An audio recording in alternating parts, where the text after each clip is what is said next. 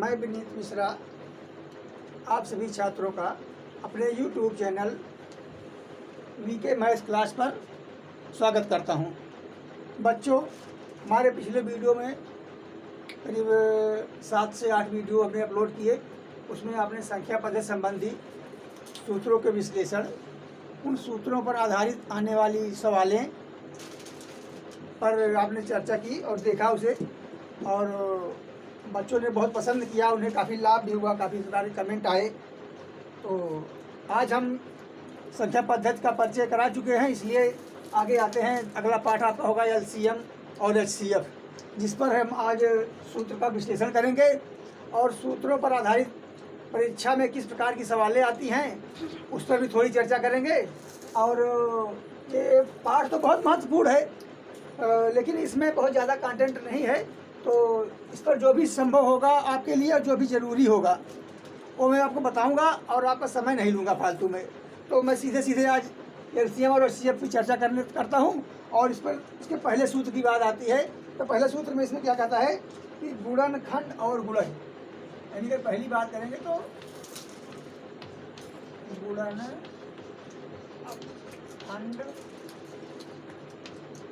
और गुणज।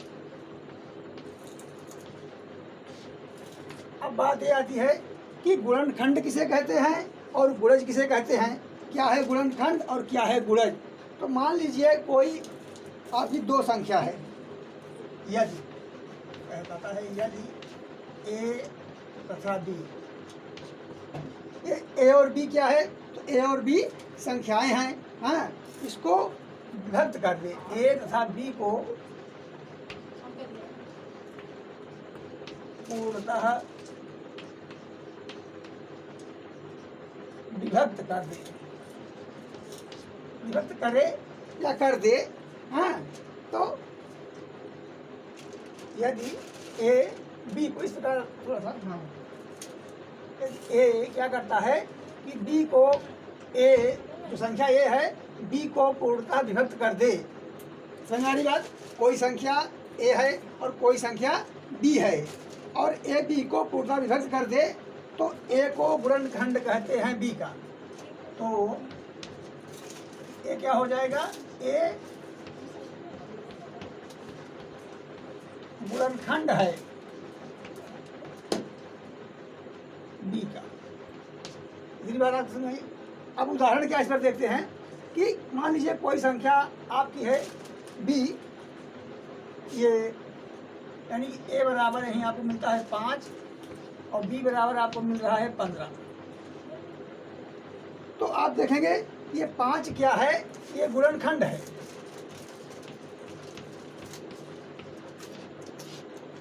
और एक का मान एक और हो सकता है 5 और 3। समझ आ गई बात? और B क्या है, ये गुणनखंड है, तो क्या है, ये है गुणज।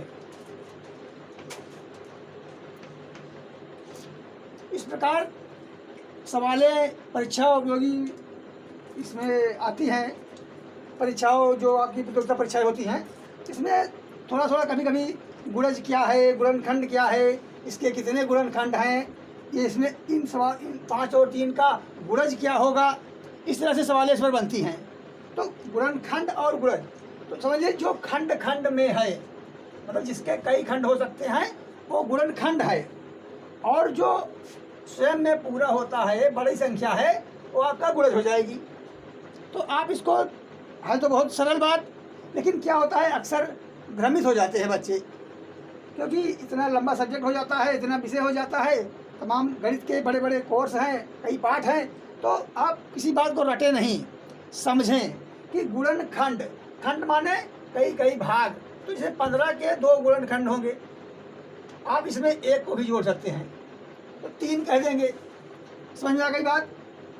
तो एक गुणनखंड इसका एक गुणज हो गया, ये इसका गुणनखंड हो गया। तो कहने का मतलब यह है कि यदि A B को पूर्णतः विभक्त करे, तो इस प्रकार कहेंगे कि 15 का कौन कौन सा गुणन हो सकता है। आप कहेंगे 1 होगा, 3 होगा, 5 होगा, 15 होगा, क्योंकि 15 भी इसको काटता है। तो किसी एक की बात अगर करेगा गुणनखंड क्या है, तो 5 एक गुणनखंड है इसका। इतनी बात समझ में आ गई होगी आपके। तो अब हम अगले सूत्र की तरफ चलते हैं और उस पर चर्चा करेंगे। तो बच्चों, हम लोग देख रहे हैं कि एलसीएम एचसीएफ पाठ का जो दूसरा सूत्र हमारा बनता है यह है कि एचसीएफ की बात करेंगे।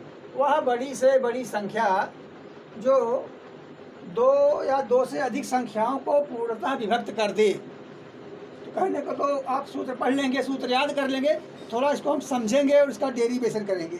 बहुत सरल डेरिवेशन है। तो हम दो संख्या उदाहरण के रूप में लेते हैं। जैसे मान लीजिए हमने एक संख्या ले लिया 35 और दूसरी संख्या ले लिया 42। तो हमें इसका इस प्रकार गुणनखंड करना है कि जो एक संख्या बड़ी से बड़ी है ये दोनों को विभक्त कर दे। अब क्या हो सकती है, जैसे इसका गुणनखंड करेंगे 5 × 7। अब ये क्या है, गुणज है, ये क्या है, इसका गुणनखंड है। आप पिछले सूत्र की बात भी याद रखिए और इसका इसमें कहाँ प्रयोग हो रहा है इसको आप समझिए। अब इससे भी सवालें बनती हैं कि अगर 35 का एक गुणनखंड 5 है तो दूसरा कौन सा होगा, इस तरह भी पूछ सकता है। तो सवाल बनाने को तमाम प्रकार से सवाल आपके लिए बना सकते हैं। तो अभी हम आप इस चर्चा कर रहे हैं एचसीएफ पर, यानी महत्तम समापवर्तक। जिसे आप हिंदी में अगर कहीं आप पाएंगे तो मासापा लिखा जाएगा, महत्तम समापवर्तक मासा लिखते हैं। तो उसको माँ और सा के रूप में जाएंगे, मासा, और लघुत्तम को ला और सा, इस प्रकार से याद करते हैं। तो एचसीएफ और एलसीएम की बात कर रहे हैं। तो एचसीएफ क्या होगा, वह बड़ी से बड़ी संख्या जो दो या दो से अधिक संख्याओं को पूर्णतः विभक्त कर दी। इसका गुणनखंड 5 और 7 हो गया, और 42 का गुणनखंड करेंगे तो 2 दूनी 4 और 4 के बाद आ जाएगा 7। आप देख रहे हैं। तो महत्तम समापवर्तक का नियम बहुत सरल है, और आप लगा कि जो दोनों में कॉमन हो। तो 5 तो आपको एक में मिल रहा है लेकिन दूसरे में नहीं मिल रहा है, तो आप 5 को नहीं ले सकते हैं, 5 को आप छोड़ देंगे। इधर 2 है हमारा, ये इधर है कि इधर नहीं है, इधर है, तो क्या है, 7 दोनों में है। तो जो बड़ी से बड़ी संख्या दोनों को काटने वाले की बात कर रहा है, एक को काटने की बात नहीं कर रहा है, दोनों को, ये 7 हो जाएगी हमारी। तो 35 और 42 का जो आप एचसीएफ ले रहे हैं ये 7 होगा। समझ में आ गई बात। और आज आपको सूत्र डेरिवेशन कर रहा हूँ। अगले चैप्टर में जब आपको अगला हमारा क्लास, इसके बाद वाली जो क्लास होगी उसमें आपको तमाम स्पेशल उदाहरण मिलेंगे इसके, जो आपकी परीक्षाओं के लिए बहुत ही उपयोगी होंगे। और आपके क्या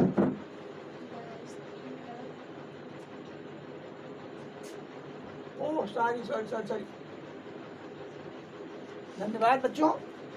और थोड़ा सा कभी कभी हो जाता है, तो खैर, तो आप वही बात इसमें भी आती है कि 5 7 2 3 7। तो आप समझ गए होंगे। तो 2 भी नहीं होगा, 3 भी नहीं होगा, 5 भी नहीं होगा, 7 दोनों में कॉमन है। 7 यहाँ भी कॉमन है, 7 यहाँ भी कॉमन है, तो इसलिए इसका एचसीएफ क्या होगा, 7 होगा। इस प्रकार एचसीएफ की बात हो गई। और अब हम अगले इसका जो अगला सूत्र है उस पर चर्चा करेंगे। तो जैसा कि आप बच्चों देख पा रहे हैं, जो एलसीएम और एचसीएफ पाठ का तीसरा सूत्र बनता है एलसीएम के नाम से। तो एलसीएम क्या है कि 2 या 2 से अधिक दी गई संख्याओं से, 2 या 2 से अधिक जो दी गई संख्याएं हैं, जो संख्या उनसे विभक्त हो जाए, वह एलसीएम है। एलसीएम के बारे में आप जरूर पढ़े होंगे, जानते भी होंगे। एक उदाहरण के रूप में देखते हैं। जैसे मान लीजिए आपको उदाहरण दे दिया, यहाँ पर 12 है, 15 है, 16 है, 20 है, इस प्रकार संख्याएँ दिया है। तो अब इसका एलसीएम आप आसानी से निकाल सकते हैं और आपको पता भी होगा कैसे निकालते हैं। बहुत सरल विधि है और इसकी कई विधियां हैं, लेकिन मैं आपको उसमें उलझाना नहीं चाहता हूं। मैं चाहता हूं आप एक सरल, अच्छी और सुविधाजनक विधि जान ले और फिर अपनी सवाल लगाएं। 2 × 12, 15 ऐसे उतर आएगा, 2 × 8 16, 2 × 10 20। फिर 2 से ले जाएंगे, 2 × 3 6, 15 ऐसे उतर आएगा, 2 × 4 8, 2 × 5 10। तो अब यहाँ पर 3 से देखते हैं, 4 से निकालें, क्योंकि 4 कोई काट नहीं रहा, इसलिए एक बार 4 से ले जाके देख लेते हैं। ये 4 को 1 कर देगा, और 3 और 15 से उधर आ रहे हैं, और इधर 5 है। हम 3 से ले जाएंगे अब ये भी 1 हो गया और 15 इधर हो गया और 1 यहाँ हो गया, 5 हो गया। कि 15 को 3 से ले जाएंगे 5 कर देगा। इसके बाद 5 से ले जाएंगे तो हो जाएगा, यानी 4 पंचे 20, 2 दूनी 4 तिहाई 12। यानी इसको हम सरल रूप से लिखेंगे 2 दूनी 4 तिहाई 12, 12 गुणे 20 क्या 12 यानी 240। समझ आ गई बात? इसे ट्राई करते हैं एक बार से। 2 संग 12, 15 उधर आया, 2 8 16 हो गया, 2 धामा 20 हो गया, 2 से लगे 3 बार के 15 गया, 4 हो गया, ये 5 हो गया। समझ आ गया? 4 से ले जाते हैं, 4 खत्म कर दिया। 3 से ले गए, हाँ तो 3 से ले गए, 3 कदम 3 बचे 15, 5 उधर 5, हाँ ठीक है। तो 240 का एलसीएम हो जा रहा है। अब इसको मिटाते हैं जिससे आपको दिखाई पड़े। अभी देखिए कहने का मतलब अगर एलसीएम लेना हुआ तो कह रहा है कि 2 या 2 से अधिक दी गई संख्याओं से पूर्णतः विभक्त हो जाए। तो 240 क्या है? 12 से भी, 15 से भी, 16 से भी और 20 से भी विभक्त हो जाएगा 240। ये इसका एलसीएम हुआ। और इसी का अगला पार्ट आता है HCF जैसे, जिसकी मैंने चर्चा पिछली बार की थी, मतलब ठीक इसके पहले की थी HCF की। उसमें उनको बताया कि 2 या 2 से अधिक दी गई संख्याओं को पूर्णतः विभक्त कर दे। तो बच्चों आप तीसरे सूत्र के रूप में एलसीएम की बात करेंगे। तो उसमें क्या दिया है कि 2 या 2 से अधिक दी गई संख्याओं से, 2 या 2 से अधिक दी गई संख्याओं से जो पूर्णतः विभक्त हो जाए वही एलसीएम होता है। अब एलसीएम के उदाहरण आपको हर जगह मिल सकते हैं, आप स्वयं लगा सकते हैं। आपने कई सवाल लगाए देखते हैं, जैसे लिखा है 12, 10, 9 या 14 इस तरह संख्याएं हैं। इसका एलसीएम लेना होगा तो आप इसी फार्मूले को याद रखिएगा। अब एलसीएम निकालने के आजकल कई तरह से लोग विधि विधान बताते हैं, तो आपको भ्रमित कर देंगे। तो आप उस पर भ्रमित ना होइए, अपना काम और अपना सिस्टम निकालिए कि इसको 2 से हम काटते हैं। 2 छंग 12, 2 पंचे 10, 9 ऐसे उतर आएगा और 2 से 14। इतनी बात समझ गई? फिर इसको 2 से हम काटेंगे, 2 तिहाई 6 हो गया, 5 ऐसे उतर आएगा, 9 ऐसे ही हो जाएगा और 7 ऐसे हो जाएगा। अगर आप देखेंगे तो एक बार इसको 3 ले जा सकते हैं। 3 इकन्नम 3 हो गया, यहाँ पर 5 आ गया, ये 3 बार गया और ये 7 हो गया। तो पुनः एक बार 3 से हम ले जाएंगे तो 1 हो जाएगा, ये 5 हो जाएगा, ये 1 हो जाएगा, 7। और इसके बाद 5 और 7 बच रहे हैं, तो एक बार आप 5 से ले जाएंगे और एक बार 7 से ले जाएंगे। समझ में आ रही बात? अब हमें नहीं गुणा करना है, तो हम 3 त्रिका 9, 9 से 63, 3 और 7 को लेते हैं। 3 त्रिका 9, 9 से 63 यानी हो गया 63। और गुणे क्या करेंगे? 2 दूनी 4 और 4 पंचे 20, यानी इसको 20 से भी गुणे कर दे रहे हैं। तो हो गया 0, 2 तिहाई 6 और 2 छंग 12। यानी जो 1260 संख्या आ रही है यह 12 से भी विभाजित हो जाएगी, 10 से भी हो जाएगी, 9 से भी हो जाएगी और 14 से भी हो जाएगी। ये हमारा एलसीएम हो गया। अब एलसीएम आपने समझ गए, HCF आप समझ गए। अब उसके बाद इसमें एक और सूत्र आता है कि जैसे 2 संख्याओं का गुणनफल बराबर क्या होगा। एक सूत्र और चौथा नंबर पे आता है कि 2 संख्याओं का गुणनखंड कैसे, गुणनफल क्या होगा। जैसे 2 संख्याओं, किसी भी 2 संख्याओं की बात कर रहा है, 2 संख्याओं का गुणन बराबर, आप उसको गुणनखंड नहीं कहेंगे, आप उसको गुणनफल कह सकते हैं। तो यानी गुणनफल बराबर 2 संख्याओं का गुणनफल बराबर होता है उसी संख्या, उन दोनों संख्याओं का लघुत्तम लासा गुणे मासा। समझ आ गई बात? लासा गुणे मासा, ये 2 संख्याओं का गुणनफल का सूत्र है। आपको अब इसमें किसी सवाल आती हैं कि कोई 2 संख्याएं दे देगा और उसके बाद उसका लासा बता देगा या तो मासा बता देगा। तो इसी 2 संख्याएं मान लीजिए A गुणे B, ये संख्याएं हैं हमारी। तो इन दोनों का लासा, अब इसको से लिखते हैं LCM गुणे HCF। क्या हो गया है आज, चलिए ये हो गया। अब कहीं आपको ए का मान देगा तो आपको इनका मान देगा, तो बी का मान आपको निकालना रहेगा। तो किसी में कहीं पर ए बी का मान दे देगा तो एलसीएम का मान नहीं देगा। मतलब इस तरह के आपको 4 चीज़ें इसमें पता होनी चाहिए। तो 4 में आपको एक नहीं बताएगा और 3 चीज़ें आपको बता देगा। तो इस तरह के भी सवालें आती हैं कि फला और फला संख्या का गुणनखंड ये है और इसका मासा ये है, तो आप इसका लासा बताइए, या मासा और लासा इतना है तो इन संख्याओं का गुणनखंड ये बताइए। मतलब इस तरह 3 चीज़ें देगा और आपसे एक चीज़ पूछ लेगा, तो 2 संख्याओं के गुणनफल का जो सूत्र हो जा रहा है आपको समझ आ गया। अच्छा, अब इन्हीं प्रकार से अगला सवाल जो इसका अगला सूत्र बनता है, जिसे हम 5वां नंबर कह सकते हैं कि 5 नंबर में क्या होगा। इसमें कुछ भिन्नों की बात होती है। होता है कि किसी भी भिन्न आप समझ रहे हैं, बटे सही में जो संख्याएं लिखी होती हैं उन्हें भिन्न कहते हैं। और भिन्न में अंश भी होता है और हर भी होता है। तो भिन्न का मासा यानी HCF क्या हो गया है, बराबर क्या होगा, अंश का मासा, अंश का मासा बटे क्या हो जाएगा कि हर का लासा, हर का यानी लघुत्तम समापवर्तक LCM HCF। समझ गए आप बात। अब इसी समय इसका एक सूत्र और देखते हैं कि भिन्न का मासा हो गया, अब हो गया भिन्न का लासा, यानी भिन्न का LCM, आप LCM कर सकते हैं। और जो इसका हिंदी में नाम है लघुत्तम समापवर्तक और अंग्रेजी में कहेंगे तो LCM कहेंगे। तो इसमें क्या होता है, सूत्र बहुत सरल है कि अंश का लघुत्तम समापवर्तक यानी LCM बटे हर का महत्तम समापवर्तक यानी HCF। तो इसे मैं याद करना बहुत सरल है।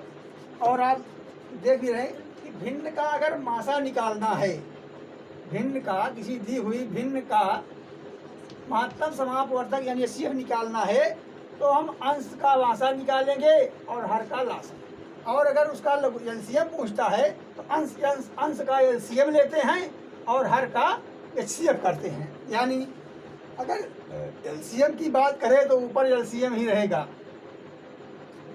और अगर HCF की बात करें तो ऊपर HCF का ही मान निकालेंगे। समझ में आ गई बात इतनी। ये 2 सूत्र हैं और इन पर भी ऐसे ही सवालें आती हैं कि आपको भिन्न में दे देगा, उसके अंश की बात करेगा, कभी हर की बात करेगा। तो जो भी आपको जैसे मालूम होता है उसमें एक चीज़ नहीं दे करके और बाकी 2 चीज़ें 3 चीज़ें दे देता है और आपसे चौथी चीज़ पूछ लेता है। अगर 3 चीज़ों का उसमें निर्णय हो रहा है तो आपसे 2 चीज़ दे देगा, एक चीज़ की नहीं देगा। तो ये 2 सूत्र नंबर 5 और सूत्र नंबर 6 हो गए। अब आता है कि उदाहरण देके आपको कुछ समझाया जाए इस पर, क्योंकि सूत्र बता देना, आपको याद करा देना, सूत्रों के लिए थोड़ी सी ट्रिक बता देना कि किस प्रकार से बच्चे उस पर ध्यान देंगे। जैसे अब भिन्न के लासा और मासा की बात हमने बताई कि अगर भिन्न का लासा की बात करेगा यानी LCM की बात करेगा तो अंश का LCM बटे हर का HCF। और अगर HCF की बात करता है तो यही नियम HCF पे भी लग रहा है कि अंश का HCF बटे हर का LCM। तो ऐसे आप याद कर लेंगे कि LCM यहाँ पूछेगा तो ऊपर LCM हो जाएगा और अगर HCF पूछेगा तो ऊपर उसका HCF हो जाएगा। अब कुछ उदाहरण आपको समझाते हैं, थोड़ा सा सरल भी है लेकिन आपकी जानना जरूरी है। तो पहले सवाल हम देखते हैं कि 368 बटे 437 को सरल करें। अब देखने में सवाल सरल भी है और सरल करना भी है हमको। तो आप ध्यान देंगे कि दोनों संख्याएं किस चीज़ से कट जाएंगी, तो आप अपना दिमाग लगाना शुरू कर देंगे। हर बच्चा यही करेगा, यही करना भी चाहिए। लेकिन अब क्या करना है हमें, हम एक निगाह में देखेंगे तो 8 और 7 का जो कॉम्बिनेशन बन रहा है लगभग किसी संख्याओं से कटने वाले हैं नहीं ये। और जैसे जैसे आप अभ्यास करते जाएंगे वैसे वैसे आपके समझ में आता जाएगा कि हाँ ये ऐसा होना आसान नहीं है। और हमारी भिन्न अगर ऐसा करेगा तो और उलझती चली जाएगी और हमारा सारा समय वो भिन्न खा जाएगी। तो इसको लगाने का तरीका क्या है, थोड़ी देर के सोचते हैं। तो क्या करेंगे कि इन दोनों का मासा निकाल लेंगे। और मासा का नियम क्या है कि ऐसी संख्या जो इन दोनों को काटती है, समझ में आ गई बात, जो इन दोनों को विभक्त कर सके वही उसका मासा होता है। और लासा क्या होता है, जो इन दोनों से विभक्त हो जाए, इससे भी हो जाए उससे भी हो जाए, तो वो लासा है। लेकिन जो मासा है, जो महत्तम करती है, वो इन दोनों को काटती है। समझ में आ गई बात। थोड़ा इस तरह से आप दिमाग लगाइएगा कि जो मासा का उत्तर आता है, जो मासा फल आता है हमारा महत्तम समापवर्तक जो आता है, वो क्या करता है, काटता है, इसको भी काटता है और उसको भी काटता है। लेकिन जो लासा नहीं, जो लघुत्तम है, जो छोटा है, जो लघु है, वो क्या होता है, इससे भी कटता है और उससे भी कटता है। तो जो व्यवहारिक नियम है अगर आप इनसे भी जोड़ के देखेंगे, जो लघुत्तम है उनका शोषण होता ही जाता है और जो महत्तम होता है वो शोषण करता ही जा रहा है, परंपरा चली आ रही है। तो उसका सवालों पर भी अपने असर पड़ रहा है, हमेशा देख रहे हैं। खैर उधर नहीं जाएंगे, अपने सवाल पर आते हैं कि 362/437, तो इसको सरल करना है। तो सरल करने के लिए हमें एक ऐसी संख्या चाहिए जो इसको भी काट दे और इसको भी काट दे, यानी हमें क्या चाहिए, मासा चाहिए। तो इसका एक तरीका है, चलो इसका गुणनखंड करते हैं और फिर देखते हैं कौन दोनों को काट रहा है। और अगर ऐसा नहीं कर सकते हैं, थोड़ा सा दिक्कत हो रही है, तो क्या करते हैं, एक तरीका इसका और भी है। वो तरीका क्या है, मासा निकालने का। देखते हैं कि बड़ी संख्या में छोटी संख्या से हम भाग देने का सिस्टम बनाते हैं। कैसे बनेगा आप देखिएगा इसको। 437 इसमें भाग देंगे 368 का, ध्यान दीजिएगा। समझ में आ रही बात नहीं, चलो भाग देते हैं। एक बार जा रहा है 368, देखा आपने, 17 में से 8 जाएंगे तो क्या बचेगा आपका, 9 शेष बचा रहा है। समझ में आ गई बात। और यहाँ क्या बचा, एक उधार दिया था इसलिए 12 हो गया, 12 में से 6 गए 6। इतनी बात आपको समझ आ गई। अब क्या करते हैं इसमें कि इससे फिर हम भाग देते हैं 368 में। तो समझिएगा कि जो हमारा शेष फल आया है उससे हम जिसे भाग दिया गया था भाजक, उससे हम उसमें भाग देते हैं। कई बार जाएगा, 6 छंग 36, तो 6 बार तो जाएगा नहीं है, हम 5 बार ले जाके देखते हैं। तो 5 नवा 45, 45 की 5 और हासिल 4 हो गई। हासिल 4 यहाँ पर लिख लेते हैं जिससे आपको परेशानी न हो, भूल न जाए। तो 5 नवा 45, 45 की 5 हासिल 4 और 5 छंग 30, 4 34, यानी 345। अब ध्यान दीजिएगा कि 8 में से 5 गए, क्या बचेगा आपका, 3 बच गया। और यहाँ पर 6 था, 6 में से 4 गए तो 2 हो गया। अब क्या करना है, 2 को हमको फिर जिससे हमने भाग दिया था उसमें भाग देंगे, यानी 6 और 9 इसमें भाग दे रहे हैं। तो आप देखेंगे कि 3 बार में मामला ये कट गया। अब आपको नीचे न दिखाई होगा लेकिन यहाँ तक तो दिखाई दे रहा होगा। आप समझ गए होंगे कि जो हमने आखिरी बार 23 से भाग दिया, इसी ने क्या किया, पूरी सवाल को समाप्त कर दिया। यानी 23 ऐसी संख्या है जिससे 437 भी कट जाएगा और 368 भी कट जाएगा। समझ में आ गई बात। अब हम ट्राई करके देखते हैं कि कहाँ तक सही है, कहाँ तक गलत है। और इसी तरह से आप और भी सवालों के अपना काम देखेंगे और चलाएंगे, यानी कि उस पर ध्यान देंगे। तो आज जो हमारे सामने सवाल आई है इस प्रकार की कि 368 से 437 को सरल करें, तो इसको सरल करने के लिए हमने आपको ये तरीका बताया। इधर से आप ध्यान दीजिएगा, इतने कैसे हमने 23 को प्राप्त किया।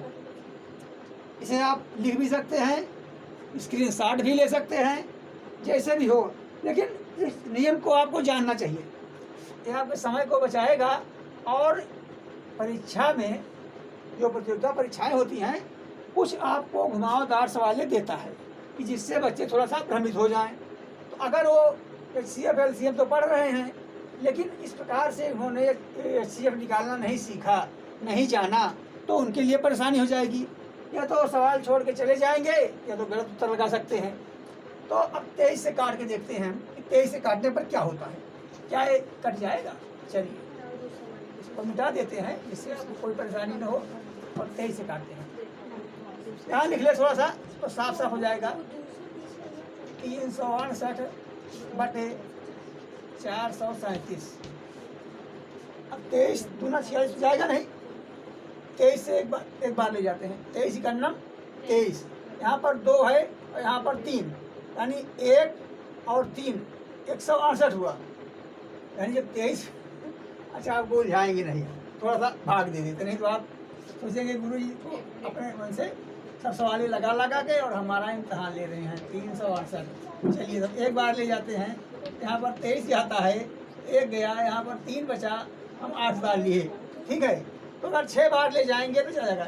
6 3 18 की 8 हासिल, 6 दूनी 12 1 13, यानी ये कट गया और हमारा उत्तर आ गया। तो 23 से हमने जब इसको काट दिया कितना हो गया हमारा? 16 हो गया। अब 23 से हमें 437 को भी देखना है। तो 23 से 437 में हम भाग देते हैं तो कई बार जाएगा? 23 गुना 46 तो जाएगा नहीं, पहली बार ले जाते हैं तो 23 हो गया। 23 का नम 23 हो गया और 3 से 3 घट गया और यहाँ 2 बच गया, यहाँ पर 7 हम उतार लिए। समझिएगा 437 ही है और 437 में हमने 23 में 43 भी ले गए तो एक बार जा रहा है। तो यहाँ पर 20 और 7 तो कई बार जाएगा? अब देगा तो ये 9 बार, 9 तिरिक 27 की 7 हासिल 2, 9 दूनी 18 तो 20, यानी कि 207 बार हो रहा है। यानी हम क्या बार ले गए? 9 बार ले गए। 9 तिरिक 27 की 7 हासिल 2, 9 दूनी 18 और 2 जोड़ेंगे तो 20 हो जाएगा, यानी ये कट गया। तो हमारा भागफल क्या आ गया? 19। यानी 23 अगर इसको भी काट दिया हमने तो क्या आ गया? 19 आ गया। तो कहने का मतलब हमारा ये है कि इसमें ये नहीं महत्वपूर्ण है कि क्या आ रहा है क्या नहीं आ रहा है, तो समझाने की बात है, लगाने की बात है। महत्वपूर्ण ये है कि 23 को आपने कैसे प्राप्त किया। आप कैसे समझ लेंगे कि इन दोनों को काटने के लिए हमें 23 की आवश्यकता पड़ेगी। क्योंकि अगर आप ये नहीं जान पाएंगे कि 23 कैसे आ गया, 23 को हम कैसे प्राप्त कर सकते हैं, तो आपके लिए परेशानी हो जाएगी। तो आप उलझ जाएंगे तो सवाल छोड़ देंगे। चलिए तो इसमें एलसीएम और एचसीएम में इतनी ही सूत्र से लगभग, और सूत्रों का लेकिन प्रयोग बड़ा विशिष्ट प्रकार से होता है। एचसीएम और एलसीएम का प्रयोग देखेंगे तो आपको बताएगा कि जैसे कहीं कहीं मिलता है कि किस प्रकार की सवालें बनती हैं, इस पर थोड़ा चर्चा कर लेंगे। तो सवाल बनने की जहाँ तक बात है किस प्रकार से बनेगी, तो एक बनती है बहुत सरल की तमाम संख्या। आप संख्या दीजिए भैया, पहले जैसे पहला सेशन जो बनता है वो सरल की बात करेंगे। तो कभी कभी पूछ ही लेता है कि बच्चों को चलो आज सरलता से इम्तहान ले लिया जाए। सरलता से क्या, जैसे दी गई संख्याएं ABCD हैं, इनका आप LCM निकालिए, ये पहली बात कर दिया। तो अब LCM निकाल लेंगे बच्चे, बहुत सरल बात है। लेकिन इसमें क्या करता है, एक संख्या आपको दे दिया 4 और दूसरी संख्या क्या किया, 0.04 कर दिया। तीसरी संख्या क्या किया, 12/13 कर दिया। अब आप समझिए, तो अब ABCD का LCM निकालना, यानी अगर दे दिया आपको 4, 9, 12, हाँ 15, इसका नाम LCM निकाल ही लेंगे। बात LCM ही निकालने की कर रहा है। लेकिन आपको तमाम प्रकार से संख्याओं में अंतर कर दिया, कहीं भिन्न कर दिया, कहीं इस प्रकार। तो आप एक तरीका बता रहे हैं आपको। और रही बात उदाहरण की, तो कल आपको हम तमाम प्रकार से उदाहरण समझाएंगे और समझ में आ गई बात। आप कल के हमारी वीडियो में जब देखेंगे तो आपको दिखाई इसके तमाम हल मिल जाएंगे। अब दूसरी सवाल क्या है, इसी प्रकार का था कि A, B, इसका क्या करें आप, HCF निकालेंगे। यहाँ पर और संख्या हो सकती है, तो अब इसमें नहीं करेगा, कभी कभी बटे से ही दे देगा। और तो LCM और HCF में आपको देखने में तो भैया LCM निकालना है, लेकिन LCM निकालना तो है, लेकिन जब संख्याएं अंतर हो जाएगा उसमें विशेष, कोई भिन्न हो जाएंगी, तो कोई दशमलव हो जाएगा, तो कोई बड़ी तो कोई छोटी, तो आपको समस्या पैदा करेगी। समस्या का मतलब होता है कि थोड़ा सा आपका समझ लेगी, आपसे शॉर्टकट की बात सोची कि आप शॉर्ट कैसे बता सकते हैं इसको।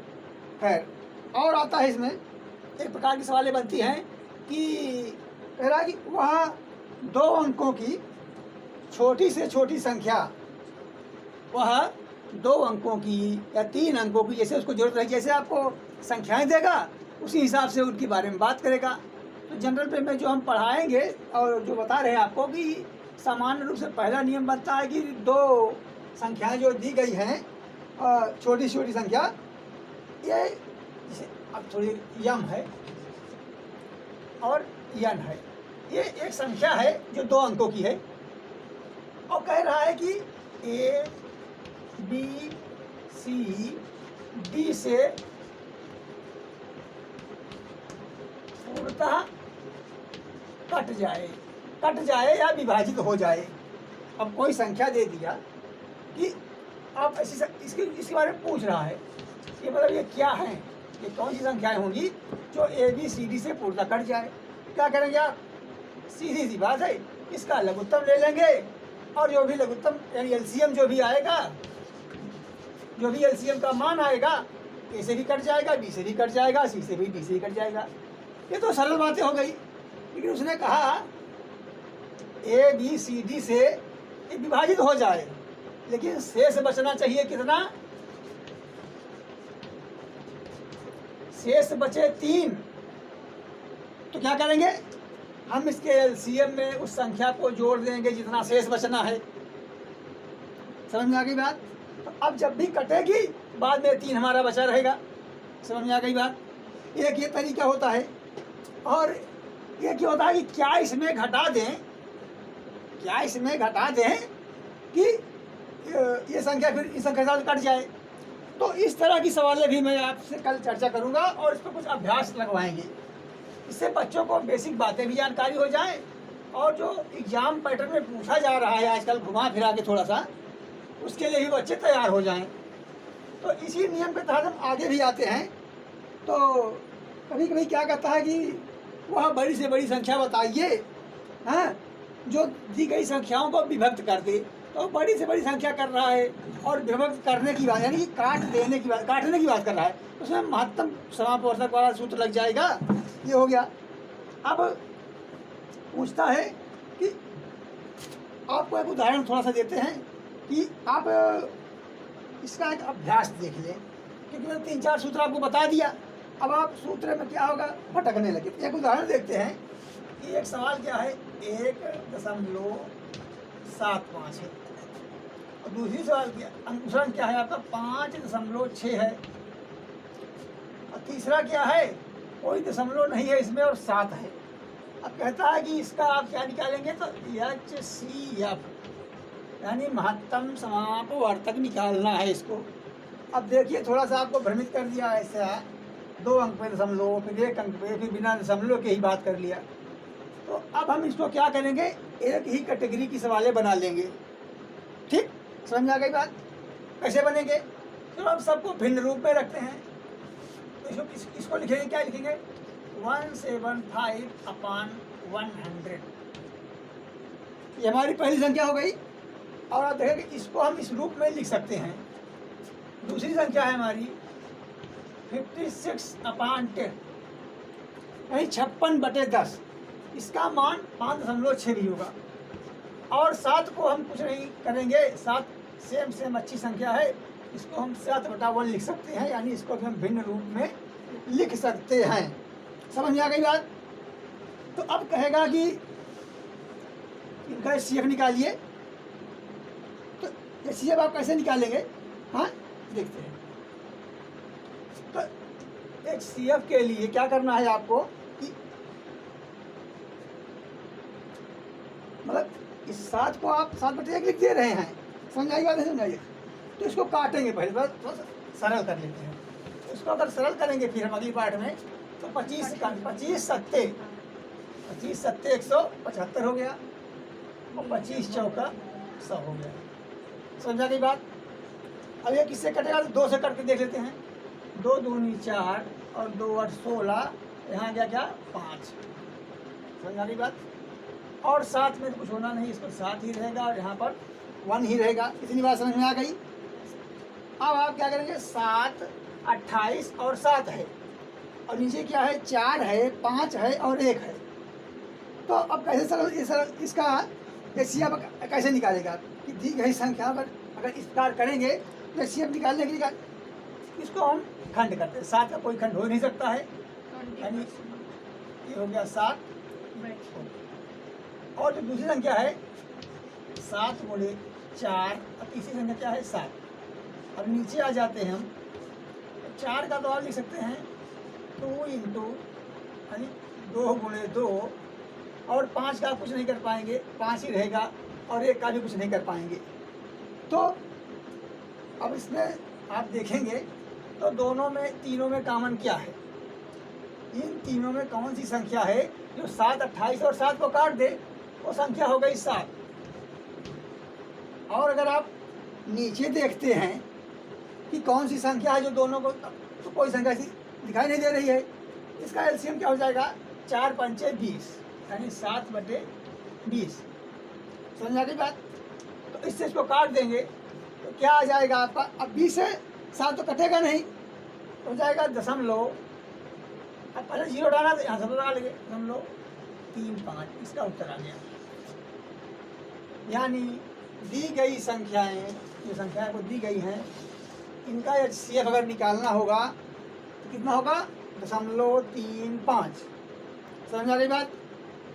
कल हम इस पर इसके सरल रूप की चर्चा करेंगे कि आपको इतनी देर बटा सही में लगाना, फिर ऐसा करना, फिर एचसीएफ लेना, फिर एलसीएम लेना, फिर उनका भाग देना, इतने संक्रियाएं नहीं करनी पड़ेगी आपको। आपको बस 1-2 लाइन में आप इसको लगाएंगे और आपका उत्तर मिल जाएगा। और कुछ आप जो इसके ऑप्शन दिए रहेंगे वो भी आपको सपोर्ट करेंगे, लेकिन आप इस पर अभ्यास करेंगे और हमसे जुड़े रहेंगे, तब आपको इस तरह के सवालों के स्पेशल हल मिलते रहेंगे। तो बच्चों, समय थोड़ा कम है, और तो इसलिए आज की क्लास यहीं पर मैं स्थगित करता हूँ। कल इसी चैनल पर इसी समय आपसे पुनः मुलाकात होगी। तो मैं आप सबको धन्यवाद देता हूँ इस बात के लिए कि बच्चों ने बहुत अच्छा कमेंट किया है। अब चलो कमेंट पर फिर कभी चर्चा करेंगे किस प्रकार उन्होंने, किसी की बड़ाई अपने मुंह से करना अच्छी नहीं लगती है कि मैं चलो अपनी बातें करूँ, बड़ा बच्चे ने ऐसा कहा वैसा कहा, सब आप जानते हैं। अब आप सबका प्यार है तो उसे मैं तहे दिल से स्वीकार करता हूँ। आप सबको धन्यवाद देता हूँ और आप सबके उज्जवल भविष्य की कामना करता हूँ। आप सदा स्वस्थ रहें, प्रसन्न रहें, क्योंकि स्वस्थ शरीर में ही स्वस्थ मन का वास होता है। इसलिए प्रथम मैं आपसे कहूँगा कि भगवान हमारे बच्चे जो हमारे चैनल को देख रहे हैं, जो पढ़ाई करें, और जो भी बच्चे हैं जो नहीं देख रहे हैं उनके लिए भी उनका स्वास्थ्य जरूर अच्छा रहे, क्योंकि स्वास्थ्य के बिना संभव नहीं है कि कोई अच्छी पढ़ाई कर सके। तो मैं आप सबको धन्यवाद देता हूँ। आप हमारे चैनल को लाइक, सब्सक्राइब और शेयर ज़रूर करें। तो धन्यवाद। आज के लिए शुभ रात्रि।